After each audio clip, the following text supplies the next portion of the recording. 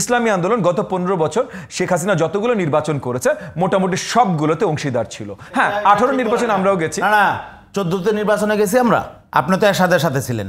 14তে কি আমরা নির্বাচনে গিয়েছি? 14 নির্বাচন, আচ্ছা আমরা 24-এর নির্বাচন গিয়েছি। তাহলে আপনার ভুল তথ্য কিভাবে দেন? এখানে গাজী ভাই ক্ষমা চেয়ে নিচ্ছি, 14 থেকে 24-এর ভিতরে প্রত্যেকটা নির্বাচনে গেছেন। এগেন ভাই আমি আপনার সাথে কোনো ধরনের তর্কে যেতে না না, কেন তর্ক যাবে? ভুল করেছি। তর্ক যদি আমি মেনে নিচ্ছি ভুল করেছি। আচ্ছা ঠিক আছে ভাই, যদি চেঁচামেচি করতে হয় চেঁচামেচি সবাই করতে পারে, চেঁচামেচি করবেন না।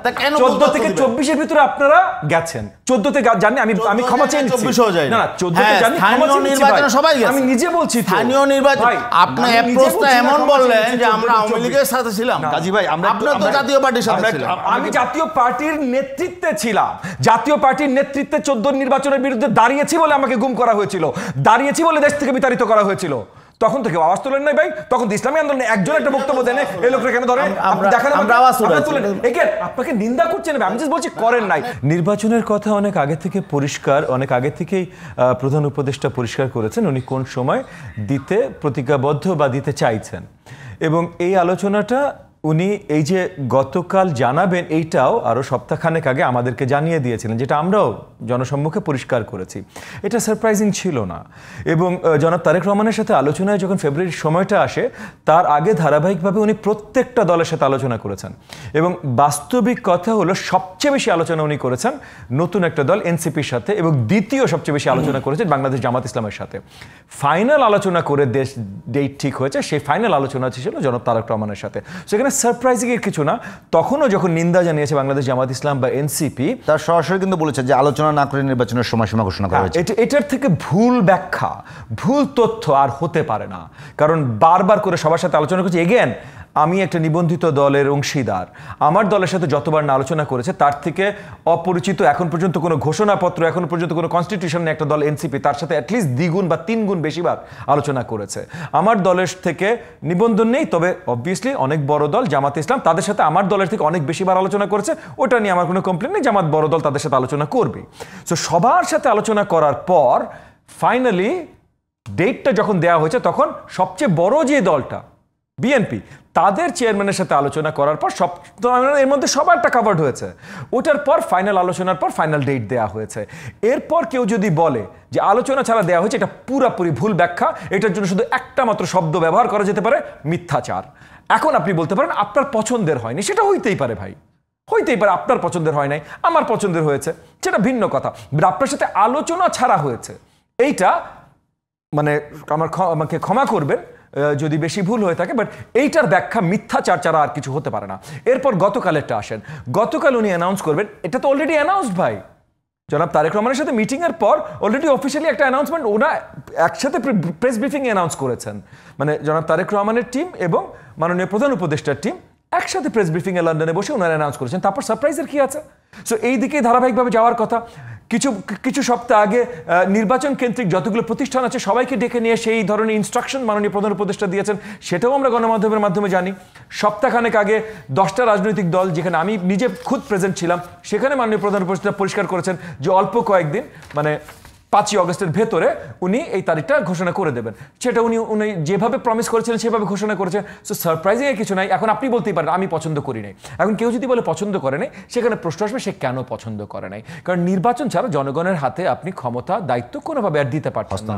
তো এখন জনগণের হাতে হস্তান্তর করা নিয়ে যদি কেউ অখুশি প্রকাশ করে, এবং এটা আমরা দেখেছি, আমরা স্টেজে উঠে প্রথম আপনার কি বলো নাম ইসলামী আন্দোলন প্রথম এই কথাটা বলেছে যে তারা খুশি হবে না এইভাবে না হলে, এক্স্যাক্টলি তারা যেটা পছন্দ করবে। আমি তাদেরকে নিন্দা জানাচ্ছি না, কারণ আমি আমার পছন্দ বলবো, ইসলামী আন্দোলনের পছন্দ বলবে, বাংলাদেশ জামাত ইসলাম একটা বড় দল তারা তাদের পছন্দ বলবে, এনসিপি এখন আমি তাদেরকে রাজনৈতিক দল হিসেবে ধরি না, বাট তবুও তারাও তাদের নিজেদের পছন্দ বলবে, সেটা ঠিক আছে।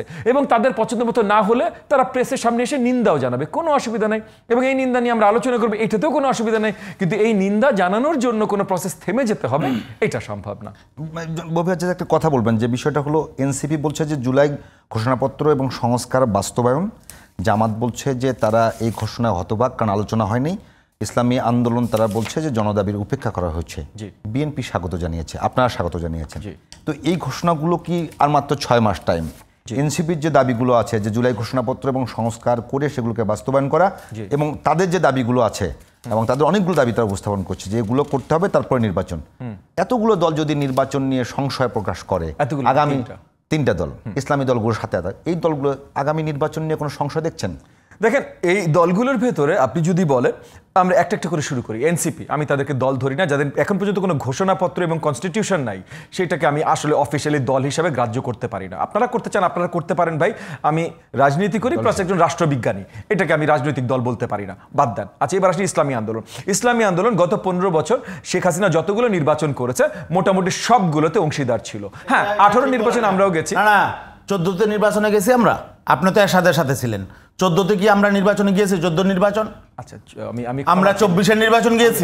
তাহলে আপনার ভুল তথ্য কিভাবে দেন এখানে?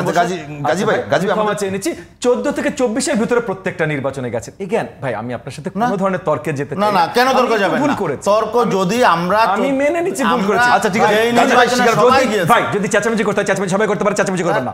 14 থেকে 24-এর ভিতরে আপনারা গেছেন। 14 তে জানি, আমি ক্ষমা চেয়ে নিচ্ছি। 24-ও যায় না, 14 তে জানি, ক্ষমা চেয়ে নিচ্ছি ভাই। সবাই গেছে। আমি নিজে বলছি তো। স্থানীয় নির্বাচন আপনি এক প্রশ্ন এমন বললেন যে আমরা আওয়ামী লীগের সাথে ছিলাম। গাজী ভাই, আপনারা তো জাতীয় পার্টির সাথে ছিলেন। আমি জাতীয় পার্টির নেতৃত্বে ছিলাম। জাতীয় পার্টির নেতৃত্বে 14 নির্বাচনের বিরুদ্ধে দাঁড়িয়েছি বলে আমাকে গুম করা হয়েছিল, দাঁড়িয়েছি বলে দেশ থেকে বিতাড়িত করা হয়েছিল। তখন থেকে আওয়াজ তোলেন নাই ভাই। তখন তো ইসলামী আন্দোলনে একজন একটা বক্তব্য দেন, এই লোকরা কেন ধরে? আপনি দেখেন আমরা আওয়াজ তুলেন। এগেন আপনাকে নিন্দা করছেন, আমি জাস্ট বলছি করেন নাই। আপনি যেমন বললেন যে আমরা সব নির্বাচনে এই মুহূর্তে ফিরে নিলাম তো কথাটা। 14 আর 24-এ যান না। ওকে, আমি পরিষ্কার ফিরে এনেছি না। ববিয়া জাস্ট চলে প্লিজ। গেছেন। বাট তারপরে আপনাকে নিন্দা করছেন ভাই। আপনার পার্টি আর আমার পার্টি কিন্তু অনেক বন্ধুত্বের জায়গায় আমরা আছি। কিছু কথা আছে যেগুলো ববিয়া জাস্ট আমাদের আপনি আর 1 মিনিট টাইম পাবেন, আমরা টাইম আছে।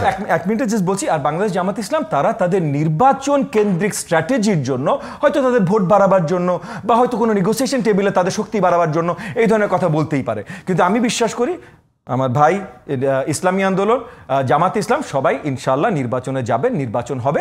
বাকি যে কোনো প্রসেসে আমাদের নিন্দার পুরো অধিকার আছে। উনি ওনার জায়গা থেকে নিন্দা করবেন, আমি আমার জায়গা থেকে নিন্দা করব। এটা আমাদের পুরো গণতান্ত্রিক। ধন্যবাদ।